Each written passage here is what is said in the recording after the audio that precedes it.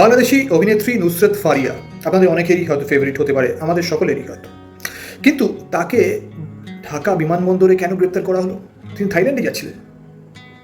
নুসরাত ফারিয়ার বিরুদ্ধে একটা অ্যাটেম্প টু মার্ডার কেস রয়েছে, এবং এই কেসটা যখন বাংলাদেশে বৈষম্য বিরোধী ছাত্র আন্দোলন হচ্ছিল গত জুলাই মাসে, সেই কেসে পুলিশ ঢাকার আন্তর্জাতিক বিমানবন্দর থেকে তাকে গ্রেপ্তার করে তিনি যখন দেশের বাইরে যাচ্ছিলেন। এটা তো ঠিক আছে, কিন্তু এর পিছনে কি কোনো গল্প রয়েছে?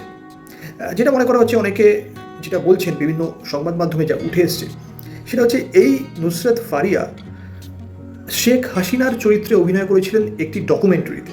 সেই ডকুমেন্টারিটা ভারত এবং বাংলাদেশের যৌথ প্রয়াস ছিল, প্রয়াত শ্যাম বেনেগালের তৈরি একটি ডকুমেন্টারি। সেই ডকুমেন্টারিটা মূলত বাংলাদেশের জাতির পিতা মুজিবুর রহমানের জীবনের ওপর তৈরি করা। সেখানে early life of Sheikh Hasina, সেই চরিত্রে নুসরাত ফারিয়া অভিনয় করেছিলেন। তো স্বাভাবিকভাবে বাংলাদেশের যে বর্তমান পরিস্থিতি, যেই অভিনেত্রী শেখ হাসিনার চরিত্রে অভিনয় করেছে, সেই অভিনেত্রীর ওপরে বাংলাদেশের যে অন্তর্বর্তীকালীন সরকার, তারা যে খুবই দয়াপ্রবণ হবেন সেরকম তো মনে রাখার কিছু ব্যাপার নেই।